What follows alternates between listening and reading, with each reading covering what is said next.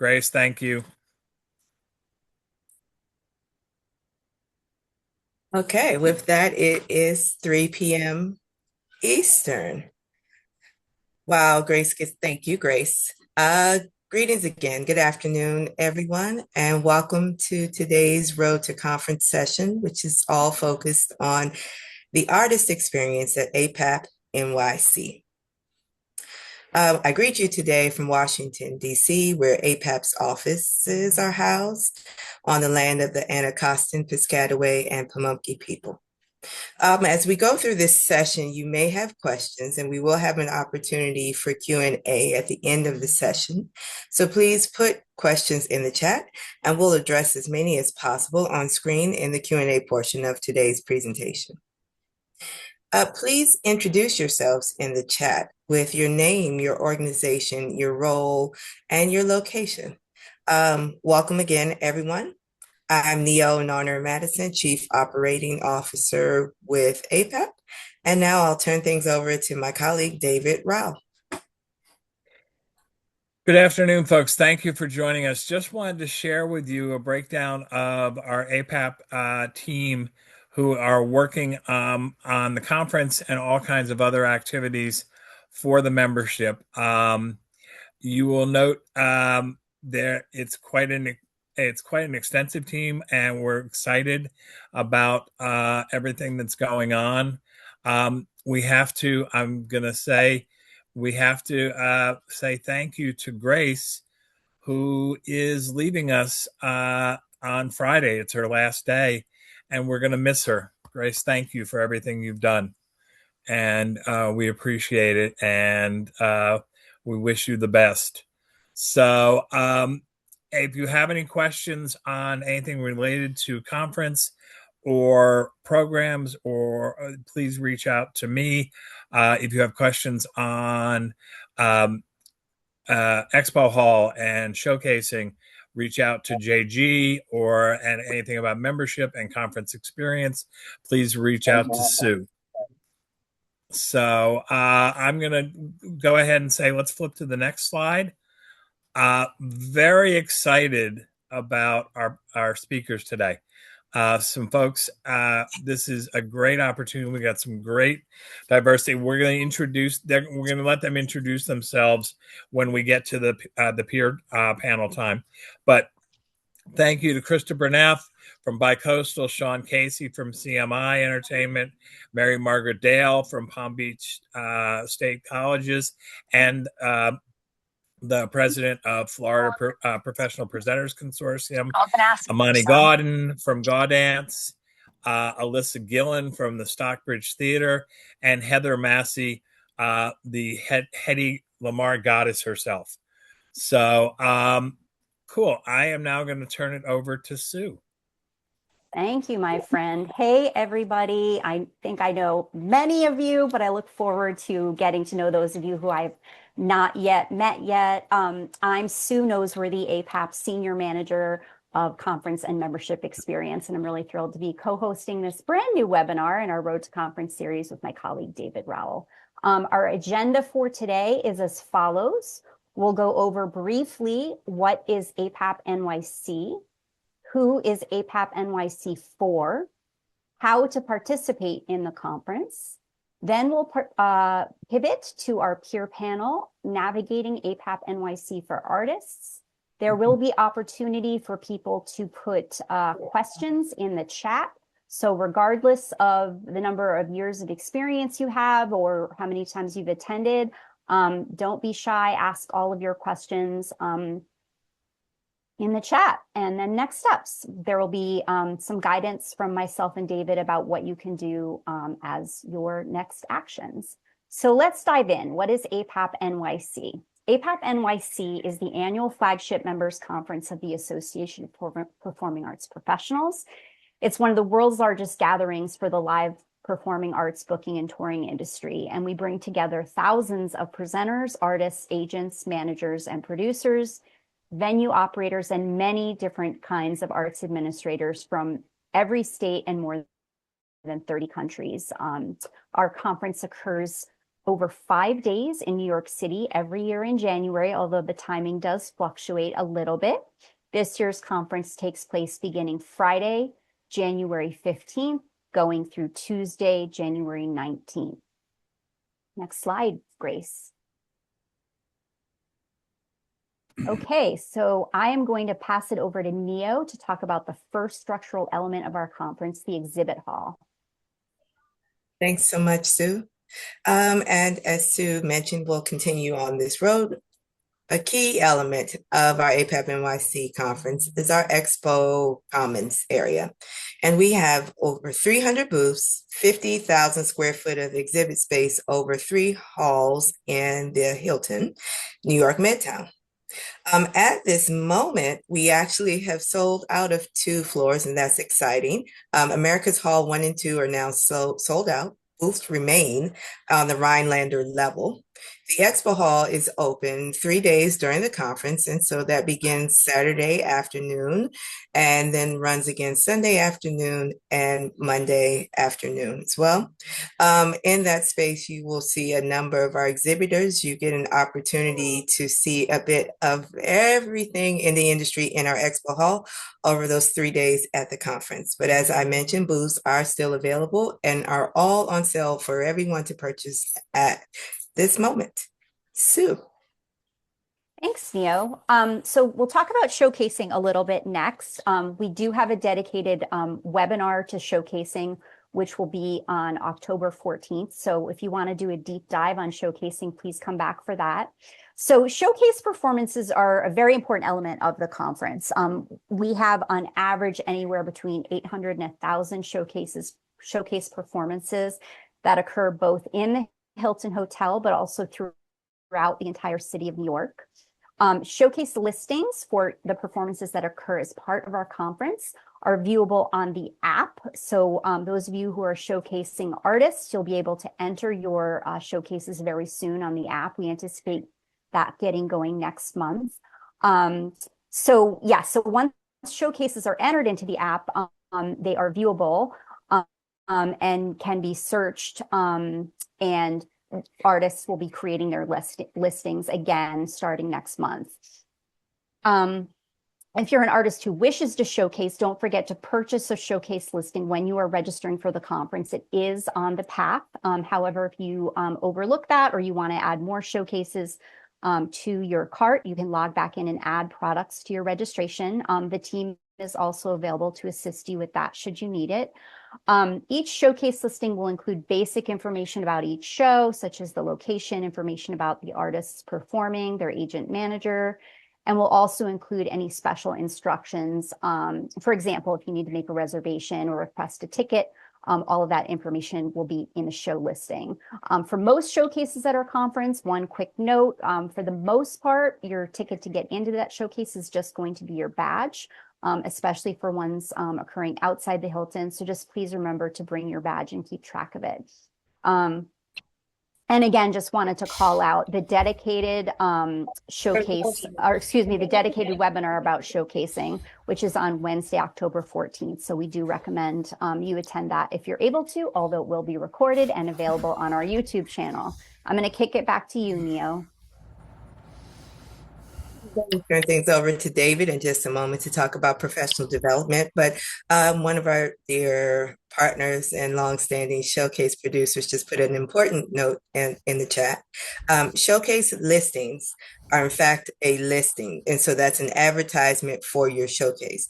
You will need to purchase an actual showcase slot from a producer, either in the Hilton or outside the Hilton, but just a very important detail to add for everyone. Thank you, Mr. Mojo. And David. I'm going to talk about professional development. We are in the process of putting together multiple professional development opportunities, including part of our focus this year for the conference is on the 3 pillars, which is arts and health, arts and civic trust, and arts and human-centered technology. So that's going to help shape a lot of the professional development sessions, as well as the plenary sessions. I am happy some of you have seen this. We announced our first plenary session a couple of weeks ago, Dr. Chelsea Green, who is the chairperson of the board of directors of the Recording Academy, the Grammys, will be our opening plenary speaker on Friday, at Friday night, the opening. And then there'll be a Saturday one, a Sunday one, and then the closing on Tuesday. So that's in process. Other programs that are returning, I'm very happy to announce that YIPCA is back, and that will be concert Monday night at Carnegie Hall, featuring 5 artists who were adjudicated and actually selected this morning. The panel met this morning, and I met with them, with the facilitators, and we selected the 5 artists, and we'll be announcing that in about 2 weeks. But there also will be works in progress up next, 5 Minutes to Shine, a lot of different activities, a lot of things going on. So very exciting part of the conference is the professional development and all the engagement opportunities. And let's go to the next slide. Thank Sue, you, throwing it David. back to you. I'll jump in. Okay. So new this year, we've got some exciting things happening. The first I want to share about is APAP's 70th anniversary celebration.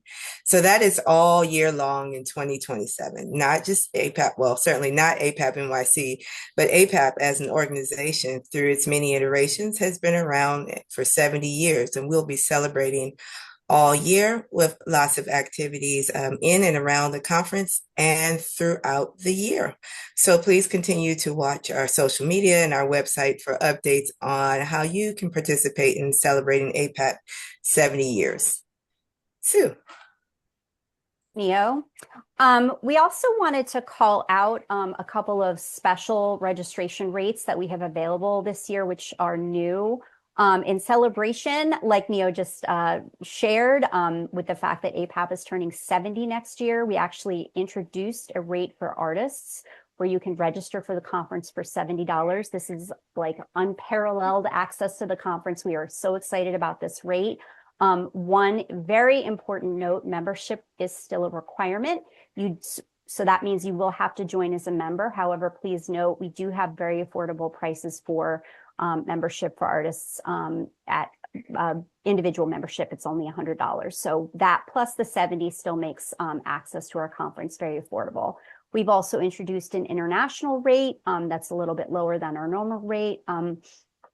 It was really important to us to address, growing concerns from our international friends and colleagues to make participating in our conference a little bit more affordable to them.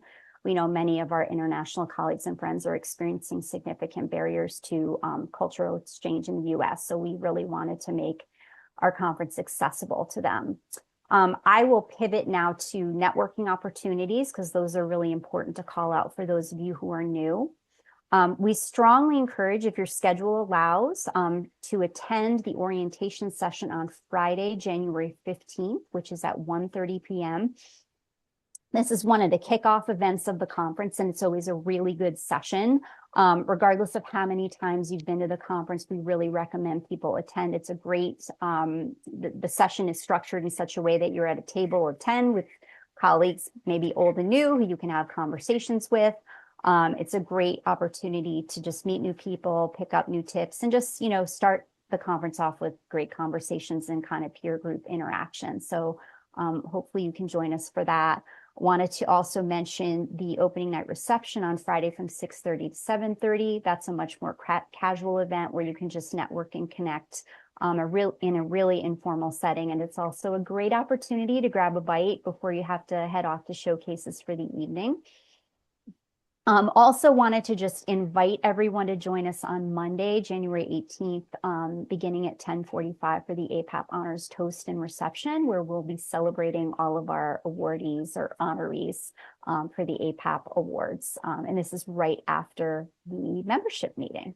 I'm going to throw it to Neo. I will be talking about affinity groups in detail in another slide in a few minutes, but Neo, I don't want to know if you wanted to talk about affinity groups and interest groups really quickly. Sure, I can quickly touch on affinity groups and interest groups and forums that will take place at the conference. Traditionally, affinity groups and forums will happen on the Friday, the morning before we officially start the conference.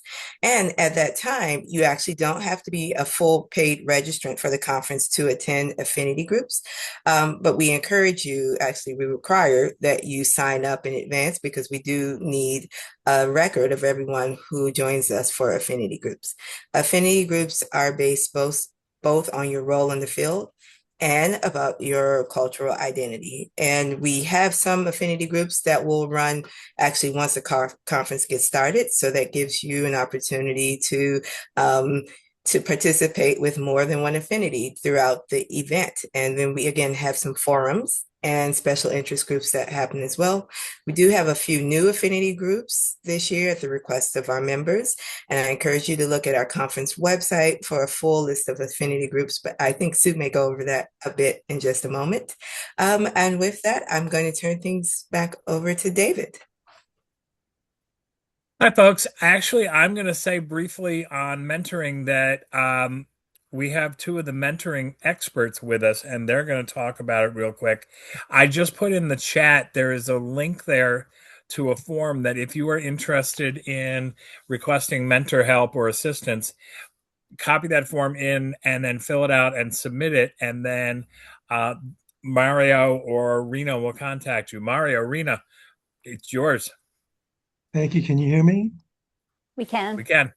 Great. Hello, everyone. I'm Mario Garcia Durham. I'm happy to be working with APAP this special year on a mentoring program. Rena and I have been working on this for a good while, and we wanted to mention this to you all on the line. This is a mentoring program. APAP is built on the supposition that colleagues in the field may benefit from the knowledge and wide-ranging experience of APAP board alumni and other field leader mentors. So we are offering, free of charge, guidance and advice to members of APAP. Our field expert mentors will have knowledge about many aspects of the field, including, but not limited to, presenting, artist management, artists, booking, touring, commissioning, producing, arts management, facility management, marketing, promotion, grant writing, and many other topics. It's quite a simple process. If you're interested in this, shoot an email to the link that David provided in the chat, or contact me or Rena. We're happy to talk with you and put you through the process, but we will link you up with a mentor in the field. So it's quite simple, but we'd love for you to participate. And if you have any questions, again, go ahead and feel free to contact me. David, I think that's it. Cool. Popcorn back to Sue for affinity groups. Yeah, and I will actually call out one of the questions that ended up in chat, which is if someone's interested in serving as a mentor, Mario and Rena, is it okay if we put those folks in touch with you? And I think anyone who's interested in serving as a mentor, first of all, you're amazing and thank you. Feel free to shoot us a note at APAP, or excuse me, info@apap365.org, and we'll get you over to the right people to consider it. So yeah, thanks guys. As mentioned by Neo, affinity groups are a great resource, especially when kind of finding your people, making connections. You'll see on your screen right now the list of 21 active affinity and interest groups that APAP has currently going right now. We definitely strongly encourage people to sign up for ones that are interesting to you or applicable to you. Again, it's kind of a great way to make connections, start meeting people that you have, similarities with, whether in your personal life or professional life. To sign up for affinity groups, you're going to log into the APAP membership portal, and you'll see a list to select from on your home landing page. If for some reason you log in, you do not see it, feel free to reach out to a team member. We can screen share with you. We can guide you, whatever you need. And as mentioned earlier, you can reach the staff at one of two emails, which hopefully one of my colleagues can put in the chat: info@apap365.org or apapnyc@apap365.org. And I'm going to pivot it back to you, David. Thank you. Okay. Very excited about the team we have this year working on putting the conference together. We have 6 co-chairs, including Chris Kaminsky, Kevin Peters, Shelley Kwaya, Aaron Shackelford, Chisa Yamaguchi, and Lucy Yao, who have been doing a lion's share of work with the committee, with the full committee, in preparing and working on setting up everything for the conference. Next slide, please. If you get a chance, please say thank you to any of the conference committee. We have a number of them who are here today. Thank you all for being here. Appreciate it. The conference committee has been working on, this year we did something new, and we're focusing on 3 areas. One is professional development. The other is showcases and expo. And then the third, which had been road to conferences before, we moved that to a staff function with Sue and I tag teaming. And the third area for the conference committee is affinity groups and engagement.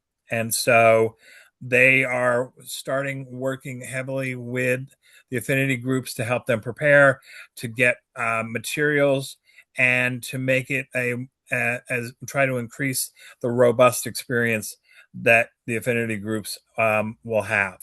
So very excited about that, and very proud of the conference committee. They're doing a really amazing work, and thank you all for that. So let's go on. All right, Sue, I'm going to popcorn back to you. Loving it. Hi again, everybody.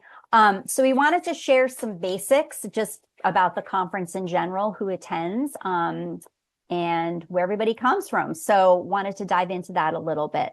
APAP is a convening for arts professionals who are currently working in or aspiring to work in the performing arts presenting, booking, and touring field.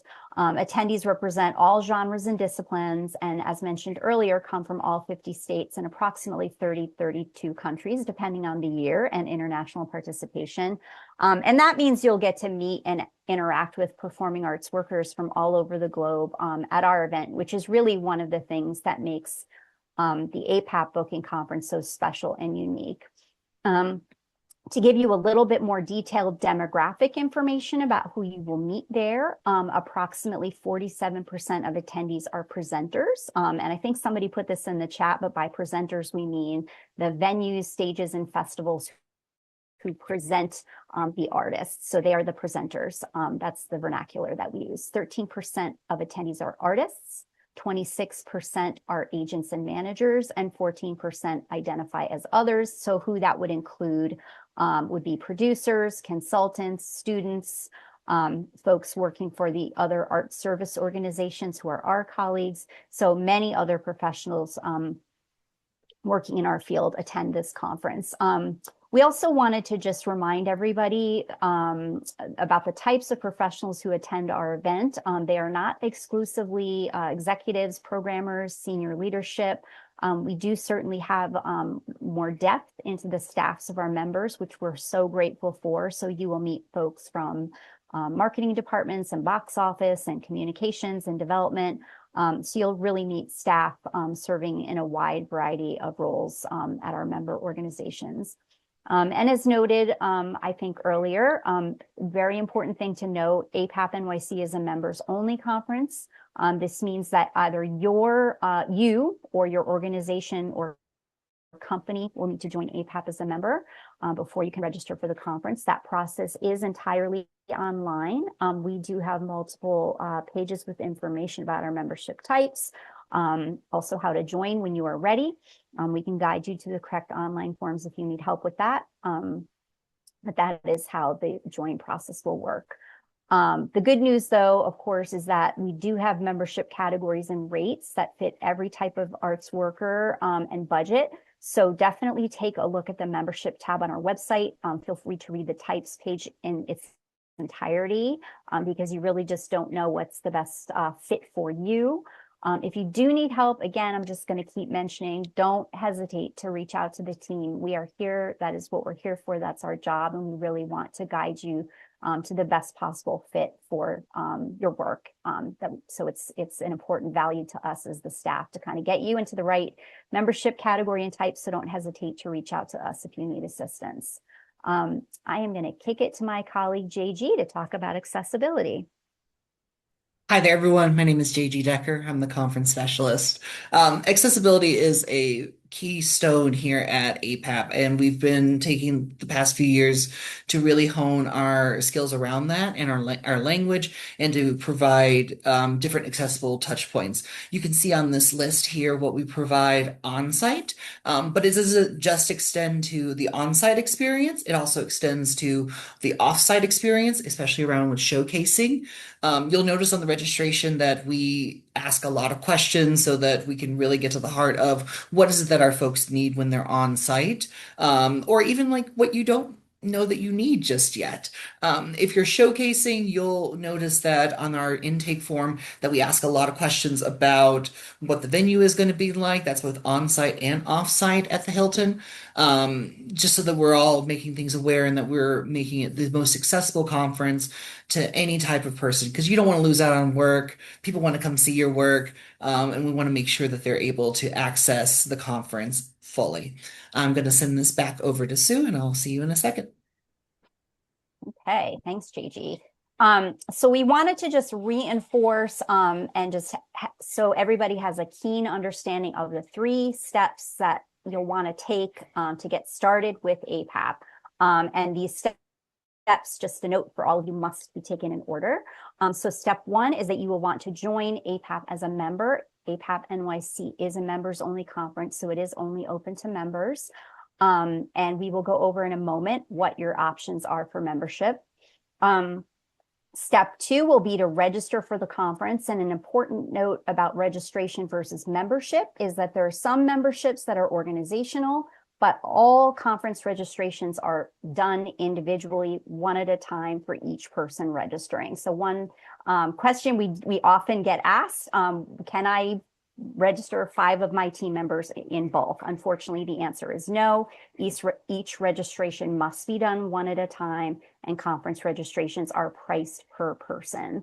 And again, JG will dive into that in a few more minutes. And then finally, just deciding on how you'll participate. Again, another slide that JG will go over in terms of just attending and kind of absorbing. And then there's also showcasing and expo. So there's many different ways to participate in our conference, and we'll talk about those in a moment. Next slide, please. So yeah, as mentioned earlier, APAP does have, which hopefully doesn't feel like an overwhelming amount of memberships to choose from. It's a pretty easy to read page, just reinforcing that it is pretty easy to read and get through. But APAP does have 4 individual membership types and 5 organizational membership types. We do recommend spending a few minutes on our website, apap365.org, and clicking on the membership tab and reviewing the membership types and reading each description. We know many artists tend to fall into sort of the 2 main buckets, which would be an organizational membership for artist agent manager or an individual artist access membership. But please read the types carefully. Sometimes it will depend on how many people are coming from an artistic entity. So if it's 1 or 2 and affordability is a concern for you, we know that maybe individual memberships might make sense, but I would say if you're bringing a group of 3 or more people and you know that you all want to attend the conference, then organizational membership is likely for you.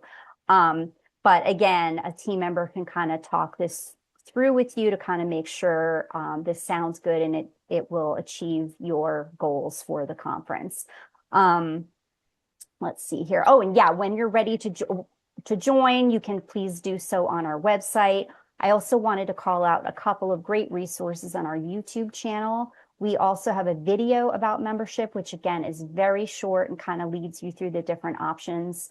If you don't prefer reading, you can go ahead and watch that video. I'm hoping Grace can put that link in the chat. And then our YouTube channel is actually really content rich. And if you have some time, I recommend spending a little bit of time on that, watching some videos. There are tips and tricks for all different categories of field professionals, and you will pick something up from those videos. So it's a great landing spot to learn a little bit more about membership. And I'm going to kick it over to my colleague JG to talk about registration options for artists. JG, take it away. Thanks, Sue. So for artists, we have 4 different registration types that are available to you. There's a secret fifth one that I'll touch on at the very end.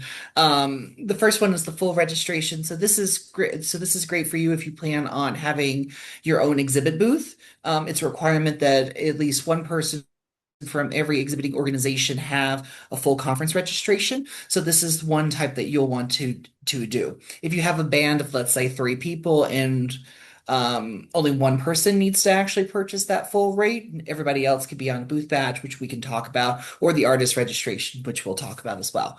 The artist registration, which is $70 this year, a great deal. Is available to artists. So this is full-time working artists in the field. If you have any questions, like if you're like JG, I'm also an administrator, just get in touch with us. We'll talk it through because there are some nuances there. But this one is limited. You can't purchase a booth with this rate. But if you're coming to the conference, maybe you're just doing showcasing and you want to be able to access all the activities, be able to go into the hall or whatnot, this is a great rate for you. International, this is great if you're coming from outside the US, maybe you're wanting a booth. This is the rate for you. Otherwise, stick to the artist rate. And then if you're a student, you do have to be enrolled in a program and use your student email address when you're registering. But this is also a great way to get you access to some other events, some other opportunities that we have here at APAP. Otherwise, I would suggest, again, the artist rate. That secret fifth one that I tell people about is that if you are a part of a showcase and that's the only thing you're going to be doing and you're not the person that's going to be selling the show, or talking to presenters or anybody, you don't need to be registered for the conference. I recommend that people do. It's a great environment to be in, but that is a question that comes up quite a lot. You'll just want to determine which registration is right for that. You purchase that all online after you get your membership, and then if you're doing a booth, you'll do that as the third step. And if you have any questions, just reach out to Sue or me. Our emails are there, and we'll put them in the chat as well. And we can go on to the next slide. And I just want to, JG, before you keep going, I want to piggyback on something you said a moment ago about we're hoping artists who are just showcasing will buy registrations. A lot of times what happens is people get to the conference, realize how great it is and go, oh, wow, I actually do want to go into the expo hall and go to sessions. Wanted to share out with all of you that you will have the ability to purchase membership and conference registration on site in New York. So once you get there, it does not mean a ship has sailed. You can't register and join. We will have staff there. So if you get there and realize, oh, wow, I want more of my band to experience what's going on at this conference, they will have the ability to join and register on site. So I just wanted to call that out. Sorry, JG, go ahead. Yeah, no worries. And I'm JG, just going to answer a question in the chat. Oh, I'm sorry. Are we talking about the same thing, Neo? Maybe? We are, but I want to add one note and I'll let you answer that. But the other piece is, Sue, can you confirm that the artist rate of $70 is also good on site? That's not increasing. Is that correct? That is not going up. Yes, Thank you. is correct. Yes. Perfect. We have a question in the chat about, can members of a band gain access to the booth hall or only can one? Everybody can come into the hall at some point as long as they're registered for the conference. The people that get the access beforehand will be the main purchaser of the booth, and booth badges. Booth badges are reduced rate, full conference registrations, $320 only for exhibitors. If you are, if you're an artist and you don't necessarily need your person there at the booth with you right when it opens, or they're talking to presenters, stick to the artist rate. But if you want someone that's there at the beginning, that's setting up, that's a part of that experience, you'll want to stick to the booth badge. With a full size, if you purchase 2 booths, you get up to 7 booth badges. If you purchase 1 booth, you get up to 3 booth badges. If you do a half-size booth, you get 1 booth badge. If you have more questions, feel free to reach out to us. And that's just like one example of how artists can participate. We have there are basically three different areas where if you just attend the conference and you're coming to sessions, you get access to all of the affinity groups, the plenaries, the sessions, those little moments of conversation that you'll kind of discover throughout the conference that happen in the quiet corners, or the very loud corners. It's very loud, because we take over 6 different floors of the New York Hilton Midtown. A lot of artists that will be coming will be showcasing. As we've stated before, we have over 1,000 different showcases happening across New York City. You'll want to make sure that you're purchasing a showcase listing for that. It's a one showcase, one performance listing. You can have as many as you want as long as you're actually performing. So just be aware of that, or talk to your agent manager if they're maybe purchasing on your behalf of that and signing it up. We'll roll out that information beginning next month. And then the other way is through the expo hall. You don't have to, if you're showcasing, you don't have to have an expo booth. A lot of folks will tell you that it's really, really helpful to have a presence in the expo hall if you are showcasing, but we don't make it as a requirement here. The expo hall is 369 different booths, spread across 3 different floors. We get a lot, you'll find certain sections kind of coalesce together. Right now we have a lot of availability in Rhinelander, which is a younger floor. It's really fun, really exciting, lots of interesting acts in that space. And I'm going to bring this back to Sue. Yeah, and I think we're actually at a point where we can pivot. David, I think you and I are ready to chat with our peer panel. So I don't know if there's a way for us to have our amazing panelists come on screen with the two of I us. have a plan. I have a plan for this. Okay, great. Grace, go ahead and unshare so that we can see people. And our panelists, we're gonna feed you some questions that will lead into discussion. And here's something we'd like for all of you to address, which is talk about your first introduce yourself, and then talk about your first conference experience and what were your first impressions. And so I'm gonna go for I'm gonna popcorn and call you out. So I'm gonna go with Alyssa first. Hi, everyone. My name is Alyssa Gillen. I am the Assistant Director of the Stockbridge Theater here in Derry, New Hampshire. And my first conference experience, probably why David pinned me up first, is because it was with David. I went to Dean College, and at the time, David was my professor of the arts management program there. And he took a bunch of us students as volunteers to the APAP conference. And it was such a blast. I mean, it was definitely overwhelming at first walking into it because there's so much to do, there's so much to see, there's so many different diverse groups of people that are there as well. So it's kind of just it's a lot at once, but it's a good a lot because you get to see a lot of things that you didn't get to see either in your area before or things you weren't used to seeing. So I was overwhelmed, but in the best way possible because we got to go to showcases. And I think going and doing what we called showcase hopping was probably one of my favorite experiences at my first APAP because I was just floored by the amount of talent that came to this conference. I mean, I going into it, I only had a small idea of what to expect. And then when we started seeing all these different acts from all over the country, I was just amazed. So it was definitely a turning point for me to be like, okay, this is where I should be. This is the type of industry, the type of people that I want to be around because I loved the vibe of what people were doing and how they were so friendly and wanted to chat and wanted to make something of themselves. So I loved it. So that was my first impression, at least, of the conference. So thank you, David. Very cool, Alyssa. I'm gonna throw it now to Sean Casey.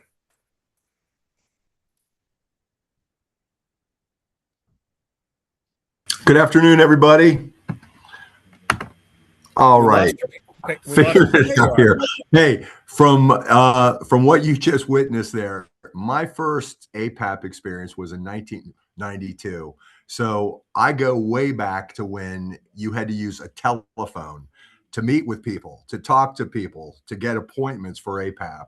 So I'm old school, as you just witnessed there, trying to unmute myself. I turned my video off.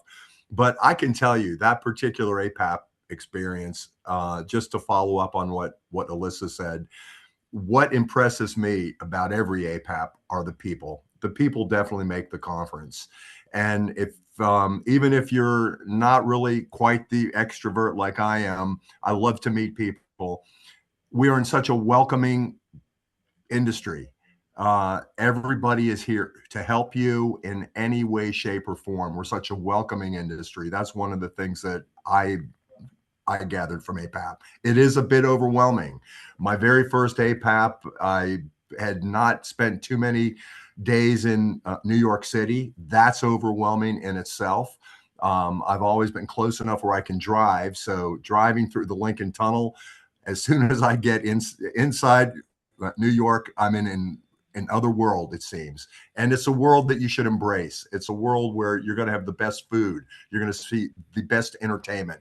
Take it all in. But one of the things I would emphasize is just trying to make connections, because that's what our industry is all about. And that's where you'll probably find your own niche and your own way to make APAP work for you. Perfect. Thank you, Sean. I'm going to move to Amani. Amani, would you tell us about your first time? Hi everyone. My name is Imani Godin. I'm the founding artistic director of Godin's, which is a nonprofit and production company focused on accessibility, sustainability, and wellness-based art practices. Um, my first APAP was actually 2 years ago, and we just dove in. Me and my team, we had 3 people, and we also brought an additional artist with us. I am an artist as well. I got lucky enough to showcase with the residency that I was a part of during APAP. So that was a blessing for me. So just know that that opportunity is definitely out there. There are ways to showcase as an artist on a budget. Yeah, my first APAP, I am not an extroverted person. However, my manager is uh extremely extroverted. So that kind of helped me. So something for people who might be a little bit more quiet and shy, a piece of advice is bringing someone who you know will root for you and just help you and guide you through the chaos of the conference. Because a lot of people all at once everywhere in New York City, of all places, and right near Times Square. So just be prepared with your relaxation and your chi. That is the biggest piece of advice that I can give. Yeah, my first time was great though. I observed, I listened, I just watched what different people were doing. I really wanted to just absorb as much information about the field that I was in, or am in general. You know, my nonprofit, we just made 6 years old. And so at the time, I think we were 4 years old. So it's just a lot of information. I would say be a sponge on your first time, and see what latches on and then go from there. But yeah, it's a great time. APAP is amazing. So Amani, thank you. That's great. I'm going to throw it at Ms. Heather Massey. Hey there, I am Heather Massey, independent artist with a solo play titled Hetty, The Life and Inventions of Hetty Lamar, celebrating women in science. So I've been doing it about 9.5 years. And so I premiered in 2016, and my first APAP was 2017. I'm lucky to be based in New York City, so I just sort of walked in and checked it out and went up to the information desk, and everyone was so lovely. I was able to just pop into some showcases that year, and that's basically all that I did. But I will say it was extremely overwhelming, especially being theater and there being so much music and dance and variety. I've been still learning to figure out what my place is and make my place in this world. So 2018, I was lucky, a fellow artist. At that time, he had some booth badges included with the booth, so he let me use one of his badges, help him with what things that he needed. So I was able to walk around in the exhibit hall and see how all that works so that for when I would have a booth, I could decide how I wanted to design it to represent my work. Um, so I will say that I think this uh, anniversary artist registration for $70. Oh my gosh, take advantage of it. Go and learn as much as you can. Figure out how the showcasing works, figure out how the booths works, and get an idea of which steps you want to take when, because it was the fall of 2018 when I really started. I started with the Arts Midwest Conference when we had that one, and then I stepped into APAP full force in 2019. There we go. Thank you, Heather. Krista Berneff. Hi, everyone. I'm Krista Berneff. I'm with Bicoastal Productions. I'm the operations director. I kind of have a dual side view here. I presented for a number of years, and now I'm on the agenting side of things. So I think that gives me a very unique perspective. My first APAP, Heather, was actually in 2016 because I remember seeing your show, but it was 2016. So yeah, so we've been friends for a long time and didn't even know it. It was so overwhelming. We did not have this as an option, so I went in completely blind. I knew it was massive. I knew there were so many floors. It was incredibly overwhelming. So I think the fact that you now have all of these unique tools at your fingertips to prepare yourselves before you go is wonderful. Back in 2016, APAP still had the printed version of the what I called the Bible because it had everything in there, the book. And I had gone through and just highlighted all the showcases I wanted to see as a presenter. And then I realized they were all over the place in the city and I could not physically go and see all of them. So it was definitely a learning curve for me. However, I think to echo what Sean said, everyone was so welcoming. You'll have the best time. It's like this is our Super Bowl, right? This is the big one that all conferences lead to APAP, right, in January. So we hit the finish line. Everyone's excited. Everyone supports one another, and you'll have a great time. Very cool. Thank you. Mary Margaret Dale. Hey, everybody. Did I freeze? Okay, I think I am You frozen. there? Hi, I'm Mary Margaret Dale. I'm with Palm Beach State College with our theaters here. And then I'm also with representing the Florida Professional Presenters Consortium. And my very first APAP was 2015. So right before you, Krista and Heather. Um, but it was, I still go back to that in my mind when I talk to folks about APAP, especially my colleagues that have not been. Like APAP is exhilarating. Like that's the best word I can use to describe it. It is exhilarating. It is also exhausting.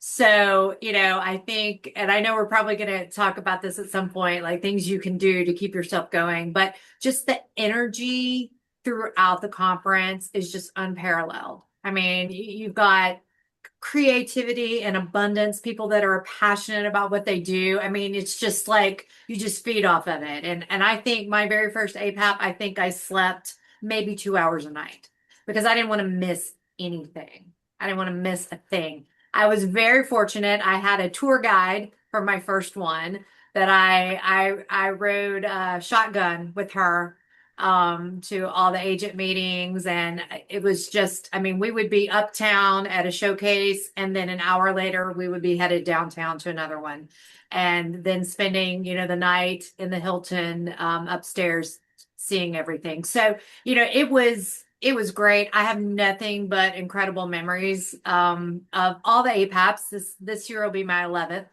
I love it. I look forward to it every year. Krista, Super Bowl, that's the best way to describe it. It's just it's awesome. Very cool. I have to laugh because I'm with Sean. My first APAP was 1995, and this year will be my 29th APAP. And so, which seems like a long time. All right, so question for the group, and take once you answer it, throw it to somebody else. But what do you recommend, and what do you do to prepare to be ready for the conference? And what do you bring to the conference? And what would you recommend first time new artists should bring to the conference? That's for the panel. Oh, go for it, Sean. Yeah, that's for the panel. Okay, take I'll go from an agent standpoint, and maybe Heather could answer from an artist standpoint too. But from an agent standpoint, try to reach people. I usually am very, very busy in our booth, and that's by design. I try to reach as many people as I possibly can. And as I said, I got started working on a telephone. I had to contact people by telephone. These days, it's a blessing and a curse that you have email and text messages and all these other opportunities to reach people. It just gives people a reason not to get back to you. But you got to be persistent and try to reach people in any means possible. In fact, at times, once you do, ask them what is your preferred method of operation. So that's one of the things I do to prepare for APAP.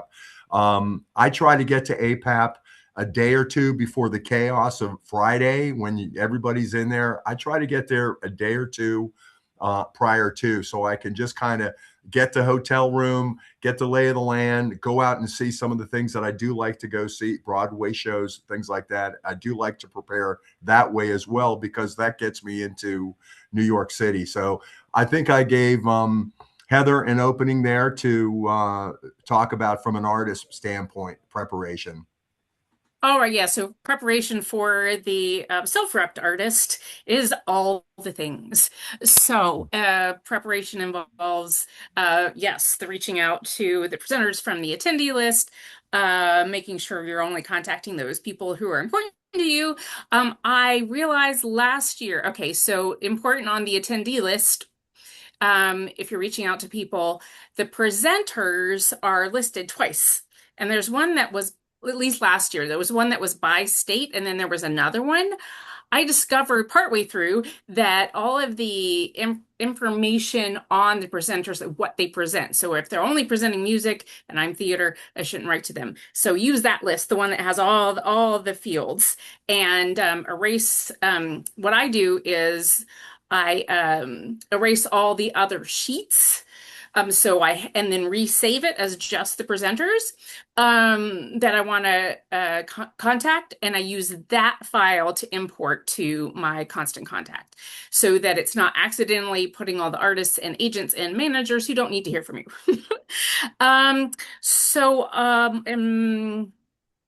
In terms of then if you're showcasing, so there I bring a retractable banner to put outside.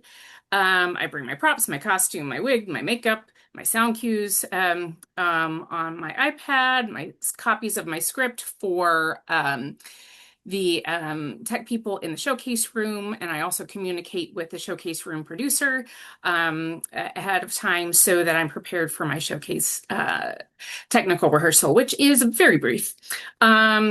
Also prepare my script, my 15-minute showcase cut, which is an art in itself.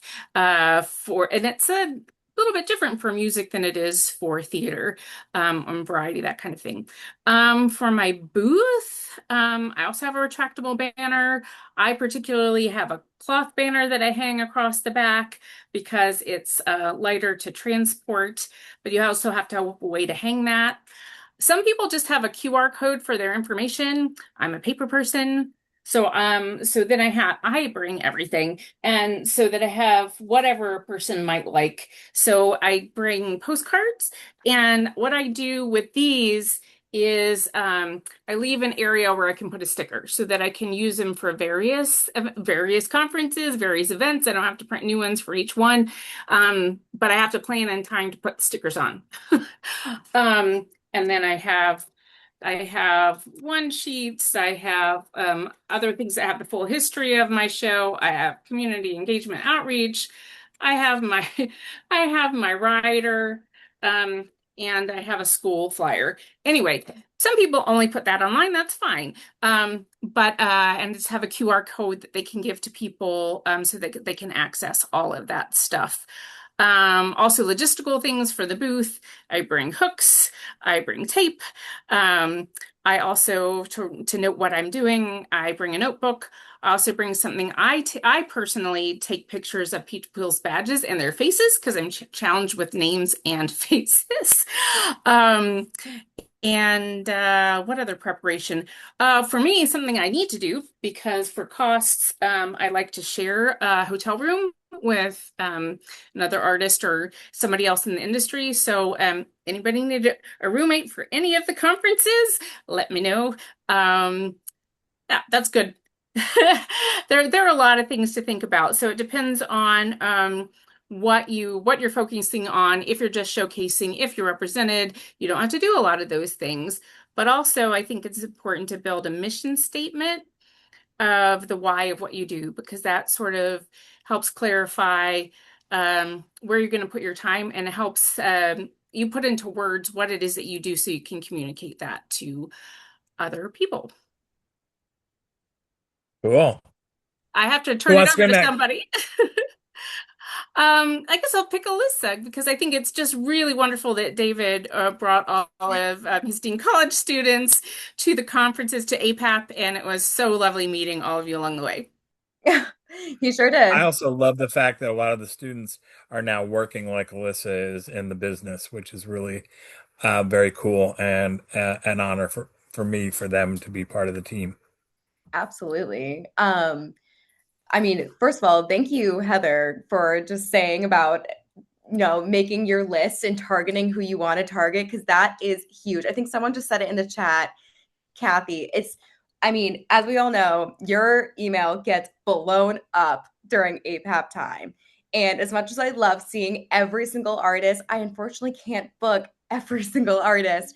So when I'm going into APAP, I mean, as a presenter, I'm going in with kind of an idea of like who we're looking for and if someone has outreach. I mean, I have my ticket list items to kind of look for, but it's also, I would say, go in keeping an open mind, because there's so many different types of talent in APAP that if I find someone that I think is really great and really passionate about, I will have that discussion with my team about, hey, can we sell them? Can we make it work?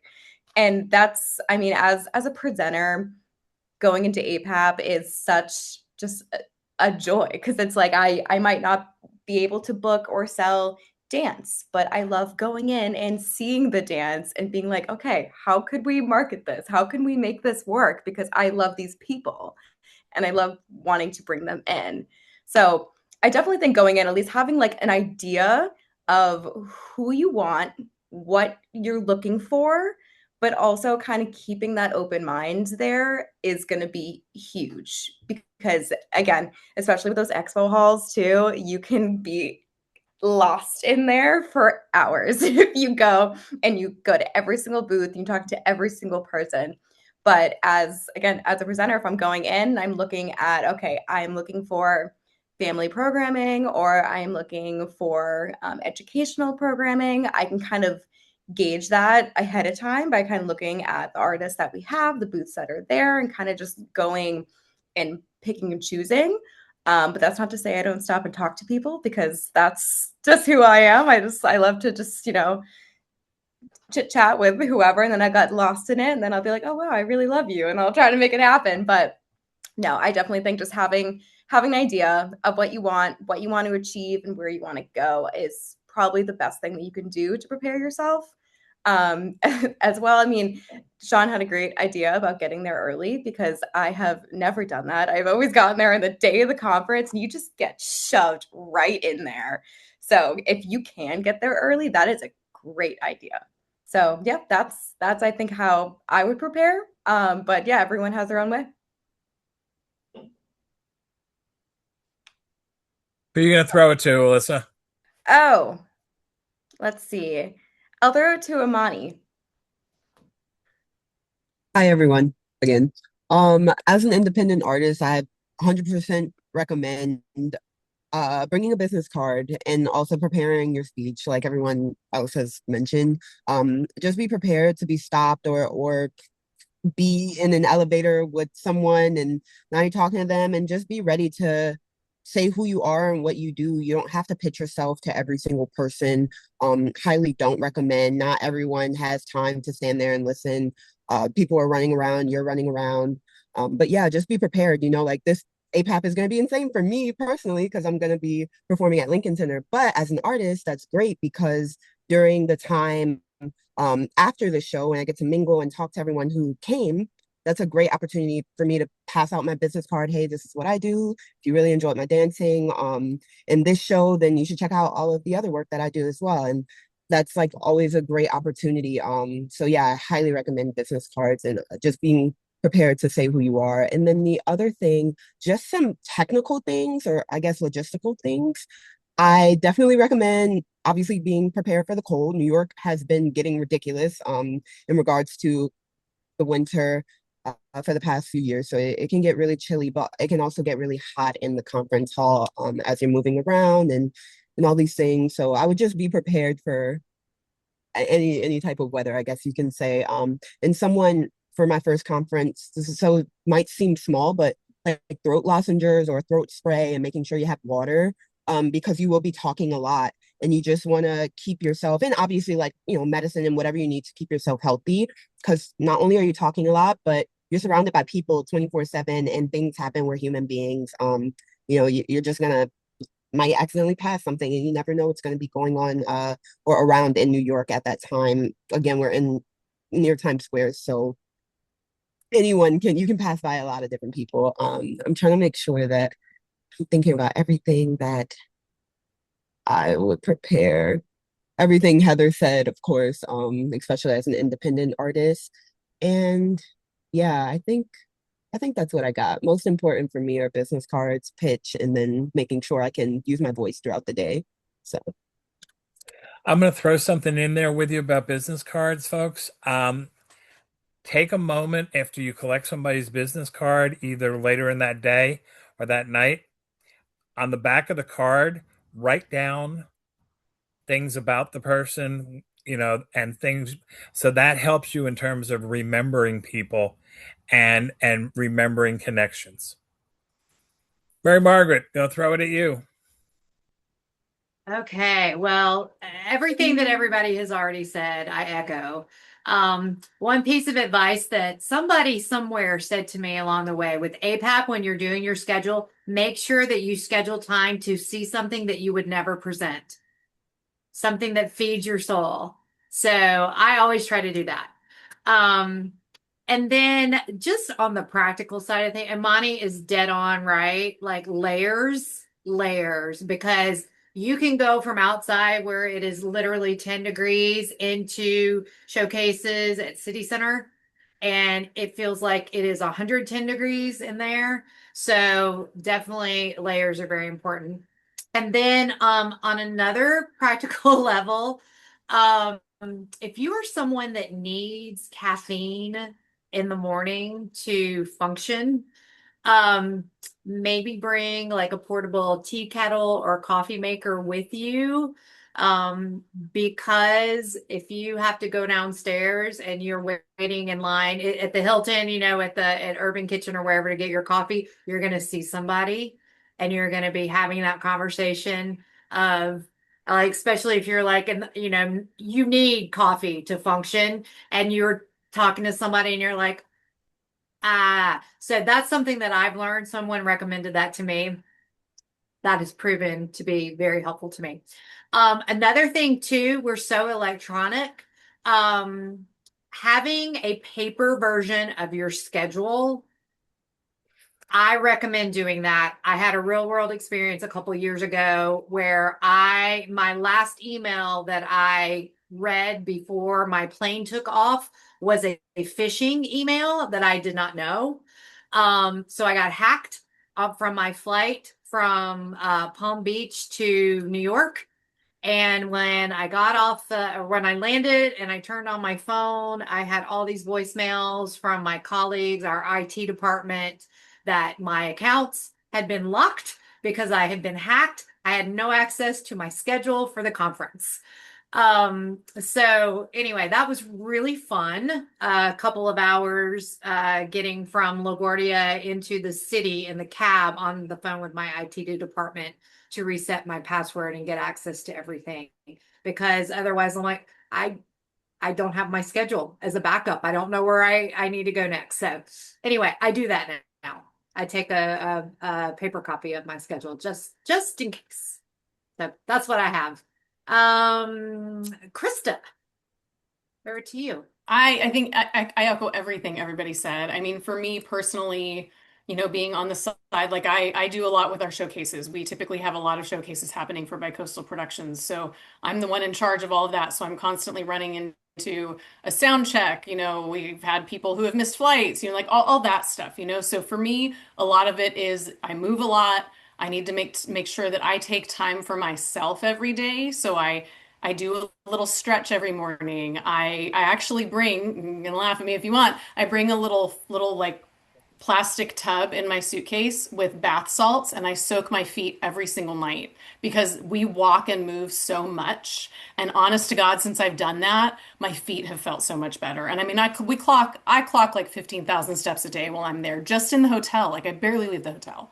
But I think everything that everyone has said, we could talk for hours about this, but you're going to find, I think the biggest thing is know your personality, know what you need to be successful, and no matter what anyone else tells you, make sure you do that for yourself because that's why you're there. And if you're not healthy and having a good time, what's the point? Very cool and very agreed. I'm going to throw one thing in that everybody's talked about, but hadn't meant. Make sure you have comfortable shoes. Make sure you have comfortable shoes because, like everybody said, you're going to be on your feet a lot. And if you're not wearing comfortable shoes, you're going to be in trouble. And so it's really important to be aware of that. The other thing to be aware of, bring extra socks. A lot of times people will take a break and step away from showcasing or step away from expo hall and stuff and go up to the room and sit for a minute and change socks because their feet are sweating from being on and walking around so much. Extra socks is important. All right, next question. For some people, the word networking is a dirty word. For us, it's an integral part of our work. When you think about networking, why is networking so important? And what can you share with these folks about networking? I'm gonna throw it to start at I'm gonna throw it at Mary Margaret.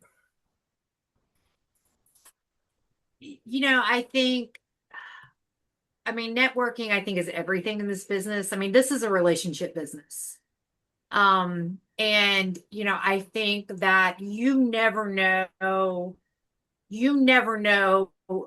that casual conversation that you're having riding down the elevator or the escalator, where that's going to open a door to something else. Or, walking past a showcase, somebody's coming out, they're like, oh, what did you just see? And you hear about it. And actually, that's how I met Mr. Sean Casey, because somebody had said something about the showcase and it was one of his artists, and I went to the next showing of it, and then we met and we have the show coming this next season. So it's just, I think it's so integral. And even if you are not an extroverted person, I think a lot of people think that in order to be a successful at networking, you need to be an extrovert. And I don't think that that's necessarily true. I think that anybody, we're all connected through some way, even if it's just for that we really care about what we do, right? So, I think it's crucial. I think APAP at the conference level that there are lots of opportunities to do that. Participate in those, if your schedule allows, because it is a really nice way to meet people. And don't be afraid to talk to people in the elevator. I can't tell you how much work I have accomplished in an elevator. Because one, you're waiting for the elevators for a little while if you're staying at the Hilton. It's a fact. Um, but you've got opportunity, to do that. And yeah, and the line at Urban Kitchen also. I've conducted a lot of business waiting in the line for coffee. Throw it to somebody. There we go. Sean. I love it, and thank you for sharing that story because I was going to use something similar. I didn't want to get it too personal, but yes, we met because somebody that I know and I've done shows with introduced you to me, told you about some of the shows that I have, and you were at the showcase. They're also booking that show as well, and you just never know where your next best idea is going to come from. I look at we're all 6 degrees of separation from Kevin Bacon. We're all 6 degrees of separation from all of us here, and that's what networking is all about. You may not know somebody very well, but you may want to get to know them, and you probably know somebody that knows that person better. Um, the networking opportunities, that's really what it's all about. The elevators, I just love the ideas of people talking to other people in an elevator. Sometimes you step on it, it's quiet, and you start a conversation and it gets people going. Network is not such a dirty word in our business. I can understand why it may seem a little bit overwhelming, but just take every opportunity that you can. And David, I like your suggestion. Write a little note on the back of the business card. Heather gave the idea, take picture of their badge with their face, and that's going to help you down the road when you see these people at other conferences or when you see them out at other showcases. You made a new friend. So I'm going to throw this off to Sean, Chris. I have to share one thing with you, with everybody. The person that taught me about writing things down about people on a business card or in a little notebook was actually George Carlin, the comedian, taught me that. And oh, anyway, all right, throw it to somebody. I was going to throw it to Krista. Hello. There we Okay. go. Hi again.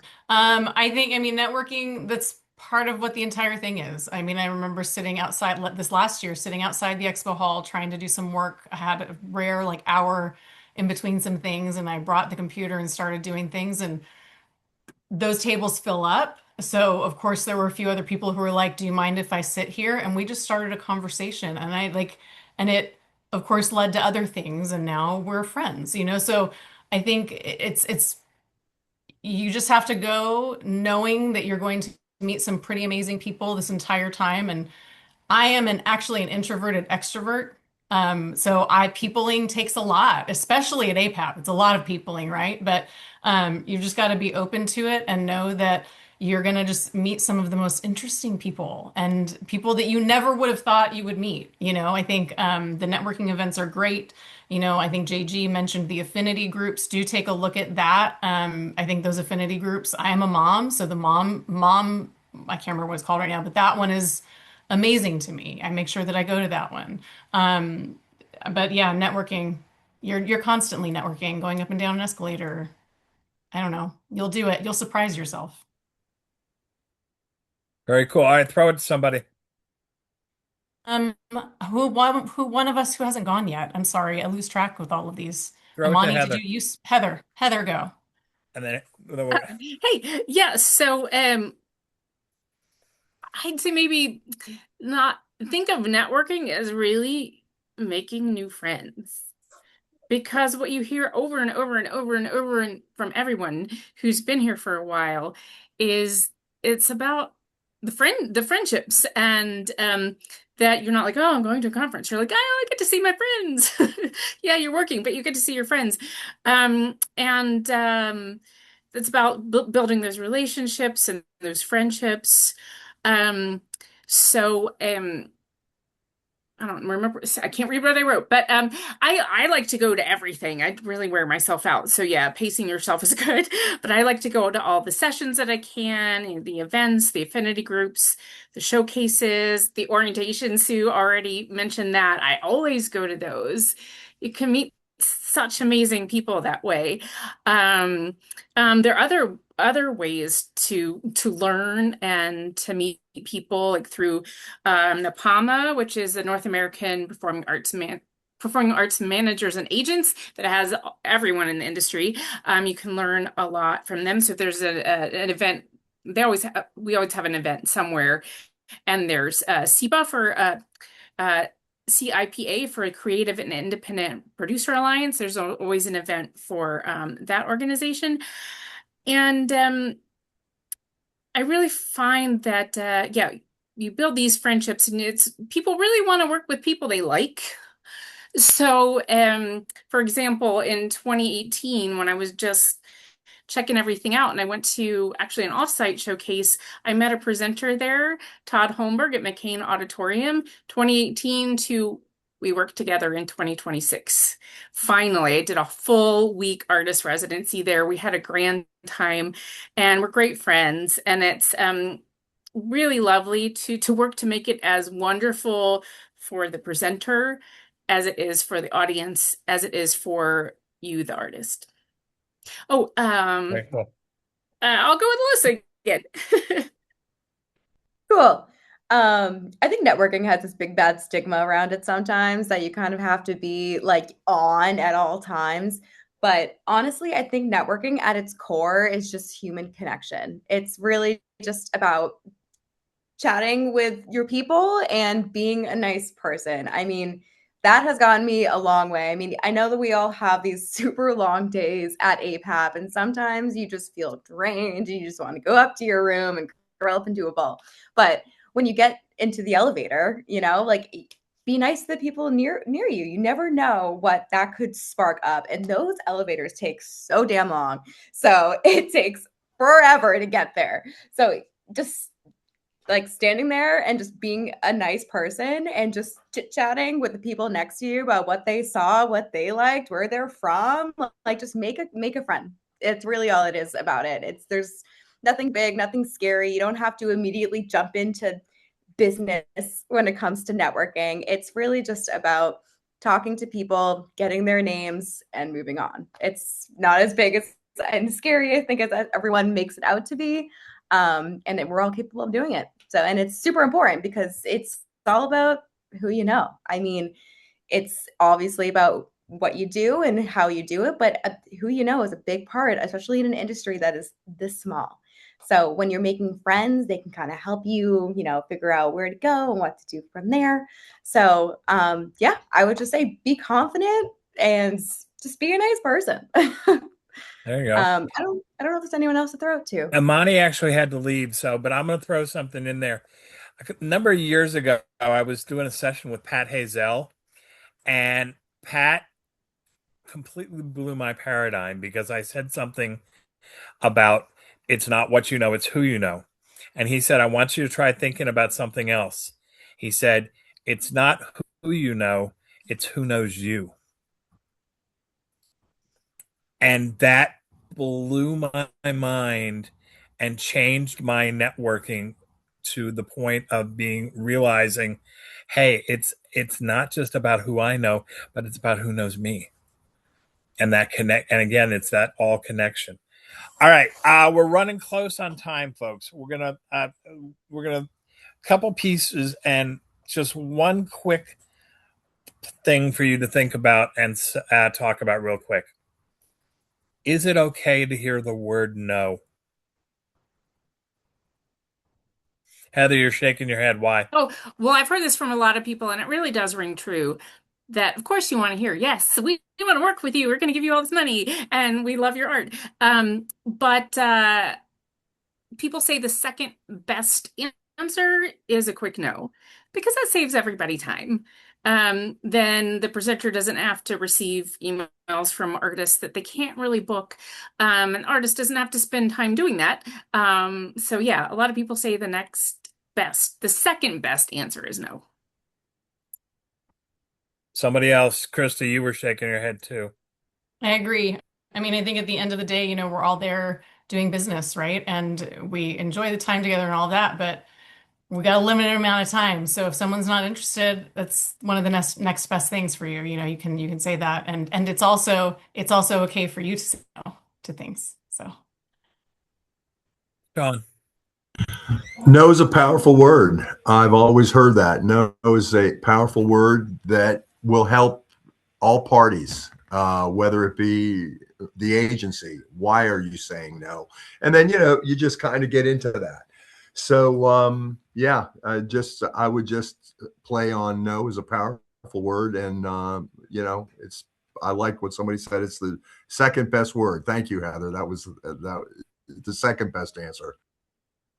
And I'm going to go to Alyssa. Yeah. If you say yes all your life and you hear yes all your life, you will never grow, because no is one of those things where you have to hear it to learn from it, to grow from it. And especially, I mean, as a presenter, I mean, if I ever say no to an artist, I mean, it's not personal. It's all none of that is personal. That is business, and that is just something that we all have heard many, many times before, and that just gives you a reason to come back next year stronger. You just gave me my new favorite phrase. No is you need to grow. I love that. You're welcome. There we go. Mary Margaret. I have a complicated relationship with the word no. Only because I don't like to say no without a reason or another solution, right? But I mean, not everything is for everyone, and I think that being transparent and upfront, I think maybe it was Alyssa who said earlier, she doesn't program dance, but she enjoys dance, saying those things, I think is great to be able to explain that up front. So it's not a no, it's a, I love what you do. It doesn't work with the bit my business right now, but I want to hang on to your information because you just never know what the future holds. So I don't like the word no as a punctuation, but a no as a here's why. Okay, there we go. Ladies and gentlemen, please give a round of applause and thank you to our panelists and for all of their great wisdom today. I'm going to throw it to Sue to talk about next steps.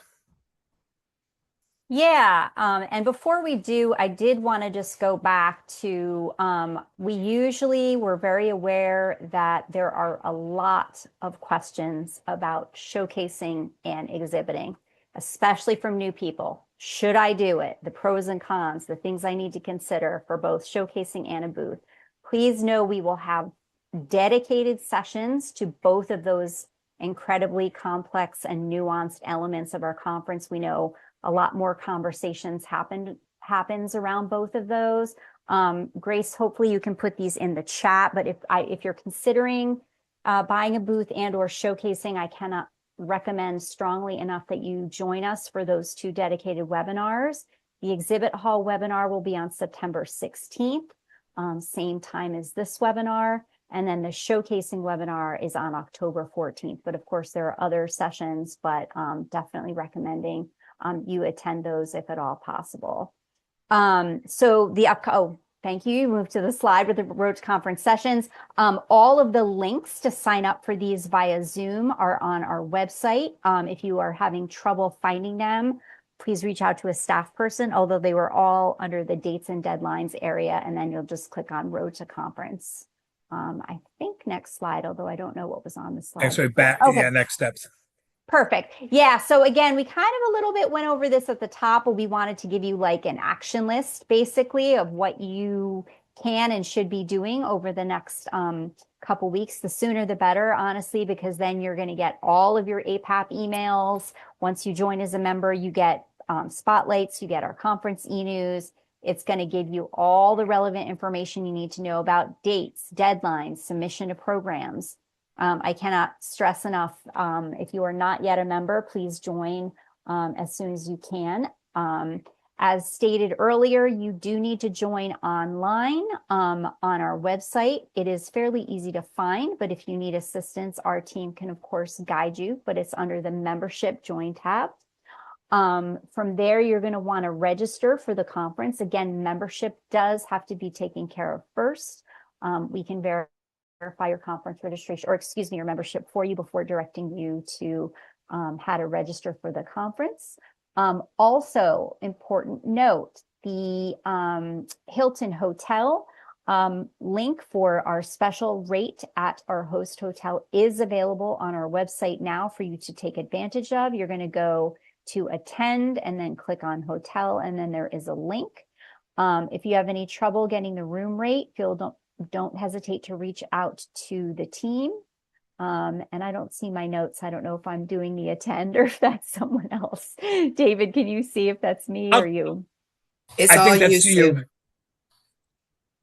I couldn't hear the two of you, sorry. It's all you. you, Sue. It's all me. Okay, great. So you're going to want to state it again. Can't stress these enough. Attend the Road to Conference sessions. And I will also share with you that we have something called office hours. Once or twice a month. In these summer months, it's only once a month, but they will ramp up as we head into fall. These are unstructured hours of time that literally belong to you. Staff and some mentors and other field professionals attend these, and it is your chance to ask any kind of question. Sky's the limit. It does, no question too silly or basic, like, should I have a water bottle? Yes, please bring a water bottle. You want to stay hydrated. What kinds of shoes should I wear? Like Heather said earlier, I'd love advice finding a roommate. So anything that you want to talk about, we certainly recommend you attend. You do not have to stay for the whole thing. You can just pop in, ask your questions, and then depart. However, we do know a few folks who made the most out of their conference experience last year. I think many of them attended every single Road to Conference. I know Natasha, you and Amani were there frequently, and hopefully you got a lot out of attending those sessions. And then finally, as noted earlier, Rena and Mario's mentoring program is terrific. If you need guidance, advice, just want to talk to a peer one-on-one, they are available and would be delighted to talk to you. We can also put that link in the chat. There we go. That's it for this slide. I'm going to throw one other piece real quick. There was a lot of conversation about elevator speech and elevators. If anybody is interested, I have 2 PowerPoints on how to create an elevator speech that I used to teach at Dean College and at Point Park. And if you're interested, shoot me an email message at drowell at apap365.org, and I will send you the PowerPoint. Nia, we're going to turn it over to you. Thank you, David. Thank you, everyone. What an amazing session. I'm excited listening to everyone's personal story about how they approach the business of the arts in their work at APAP. And I think I'm coming up on maybe my 8th conference, but it's like a new conference hearing it through your stories. So I'm very excited. Thank you for joining us all today. Imani, who had to leave early, Alyssa, Heather, Krista, Sean, Mary Margaret, thank you so much for joining us. All the information that's shared will be on our website very soon once this session is posted. And we look forward to seeing you on the Road to Conference. Thank you, everyone. Have a great afternoon. Thanks, guys. Thanks for making time for us today. Great to see everybody. Thank you all. Thanks, everyone.